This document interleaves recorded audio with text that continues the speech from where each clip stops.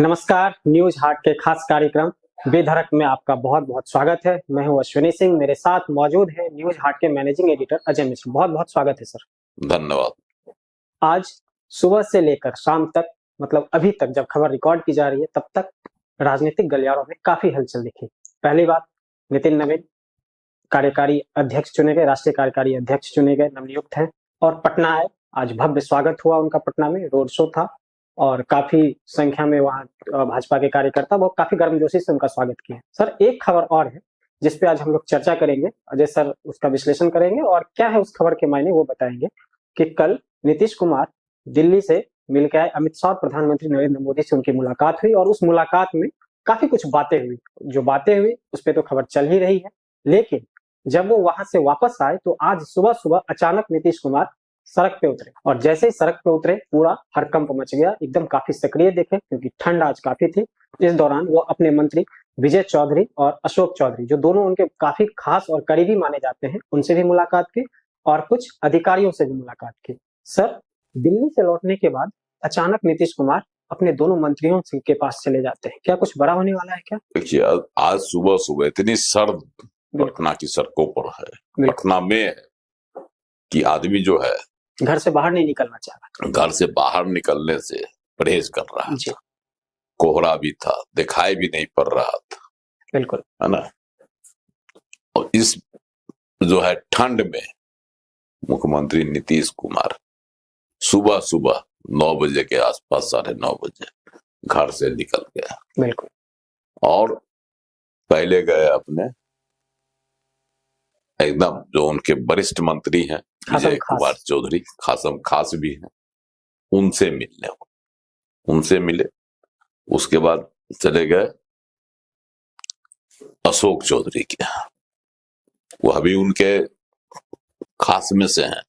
बिल्कुल, ऐसा नहीं है कि वो अशोक चौधरी को किनारे रखते हैं। जब वह दिल्ली में थे तो दिल्ली में क्या बात हुई प्रधानमंत्री से और अमित शाह से, इसके बारे में पटना के मीडिया को वही बताते थे। बिल्कुल, अशोक चौधरी ने ही चौधरी ने ही तमाम बातें बताई। तो इसका मतलब है कि अशोक चौधरी को ही अधिकृत किया गया होगा बातचीत कर बताने के लिए, करने के लिए। बिना आदेश के तो वो बोलेंगे नहीं। हाँ, बोलेंगे नहीं। तो उनके यहाँ गया। उसके बाद जो है ना, दीपक कुमार अधिकारी, डीके, जिनकी खूब चर्चा जो है तेजस्वी यादव, बिल्कुल काफी चर्चा में रहते हैं, उनसे मिले। अब है कि भाई ऐसी क्या जो है जरूरी थी कि सर्द दिन में दिल्ली से पटना लौटते ही सुबह सुबह वह अपने 2 विश्वस्त और वरिष्ठ मंत्रियों से मिले। और बड़ी बात यह है सर कि वो खुद गए, उन्होंने बुलाया नहीं। और अपने विश्वस्त अधिकारी से मिले जो उनके प्रधान सचिव हैं। तो इसका मायने तो निकलेगा कि आखिर क्या मायने है इसके, क्योंकि बिल्कुल चाहते तो बुला सकते थे अपने पास। हाँ, लेकिन चले गए तो कि जाते रहे हैं, पहले भी जाते रहे हैं।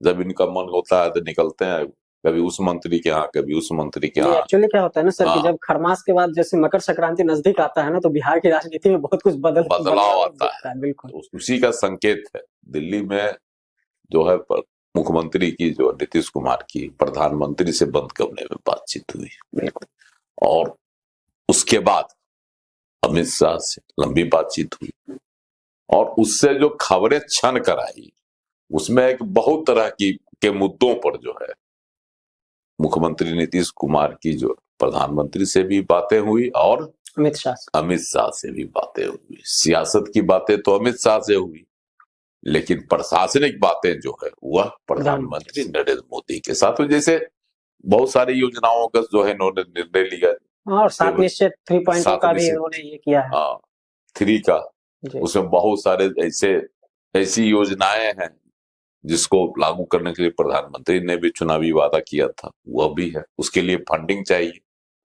है ना, राशि बिल्कुल चाहिए ना भाई। बिल्कुल। तो और उसके बाद है कि जैसे 10,000 रुपया महिलाओं को दिया गया, अब 2-2 लाख दिए जाएंगे। आज ही फैसला हुआ है कि जिनके पुरुष के खाते में चली गई है राशि वह वापस नहीं लिया जाएगा, लेकिन कुछ शर्तों के साथ। इसमें कुछ शर्त लगा दी गई तो ये सब है, पैसे वापस नहीं लिए जाएंगे, कई जो है पुरुषों के नाम पर चला गया, मतलब जी। जो महिलाएं थी उनके पति के नाम पर चला गया।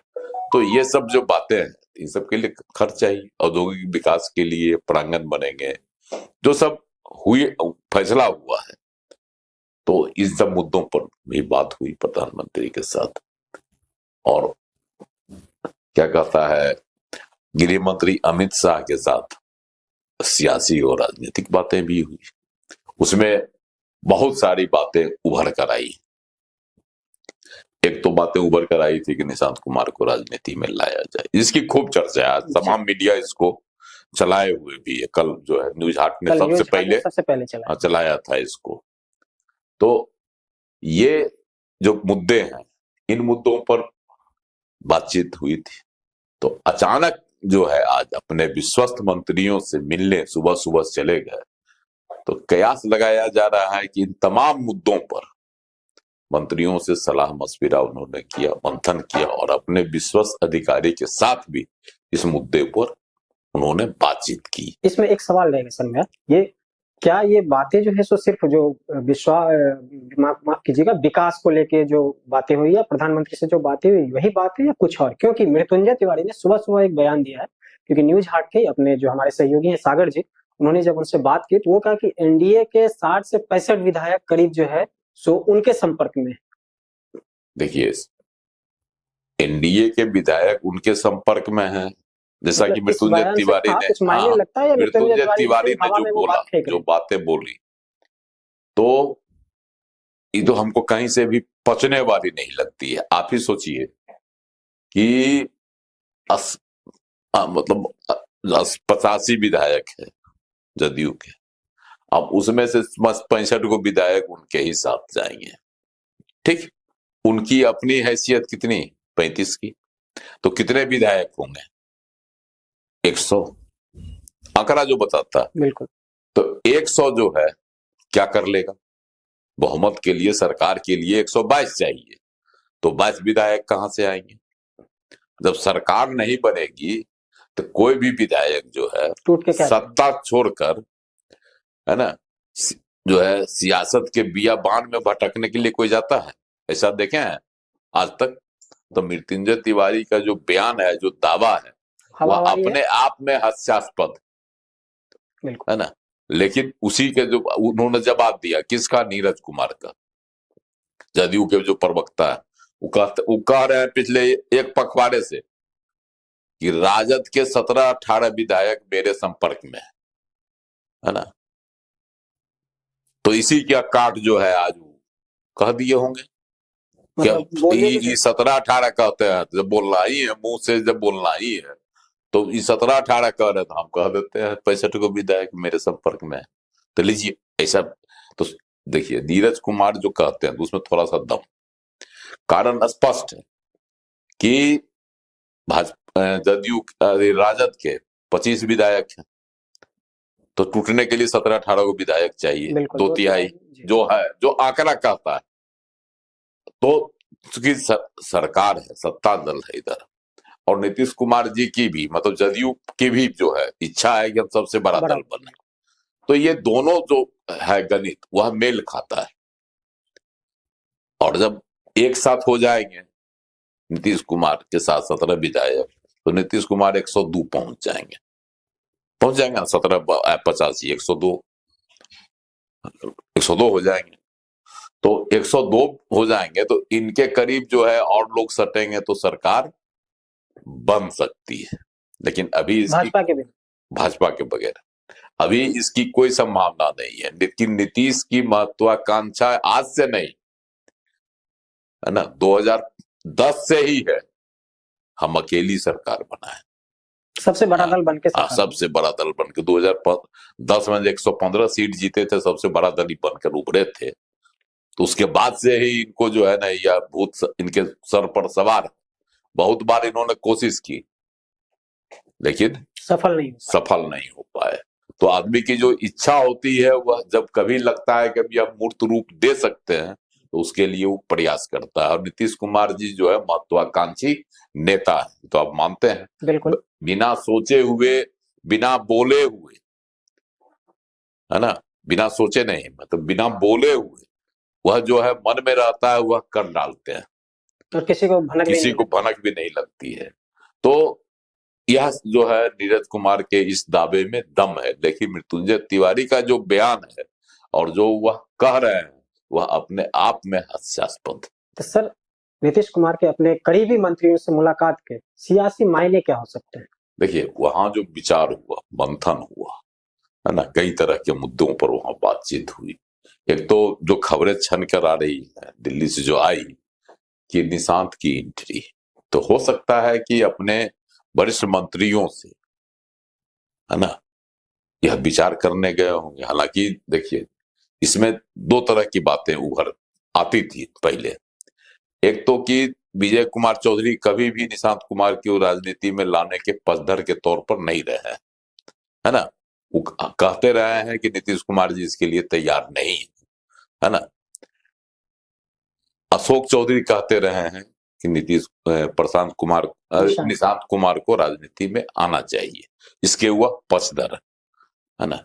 दीपक कुमार, तो इस हो सकता है कि इस मुद्दे पर ही दोनों मंत्रियों और अपने प्रधान सचिव से वो मंत्रणा करने गए हों। इसके अलावे भी कुछ मुद्दे थे जो वहां उठे थे। एक हिजाब प्रकरण भी था उसमें, जो खबरें आई है उसके अनुसार। तो हिजाब प्रकरण को लेकर जो किरकिरी हुई है पूरे देश में, है ना, इसको लेकर भी जो है बात अमित शाह ने की थी, है ना। तो हो सकता है इस मुद्दे पर भी कुछ अपना सलाह मशविरा लेने गए होंगे, क्योंकि नीतीश कुमार जी फैसला भले अब लेते हैं लेकिन पूछते जरूर है अपने विश्वस्त लोगों से, है ना।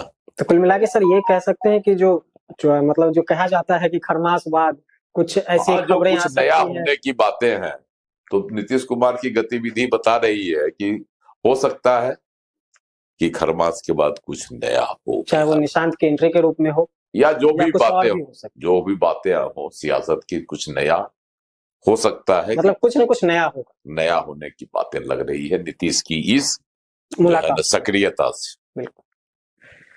तो आपने सुना कि नीतीश कुमार के अपने करीबी मंत्रियों से मिलने के क्या थे मायने, और सर का अनुमान है, और जो अभी तक के जो फैक्ट्स हैं और जो गतिविधि चल रही है उसका विश्लेषण करके उसका निचोड़ निकाल के ये कहा जा सकता है कि जो खरमास के बाद बिहार की राजनीति में कुछ न कुछ नया होगा। तो फिलहाल के लिए दीजिए इजाजत। धन्यवाद।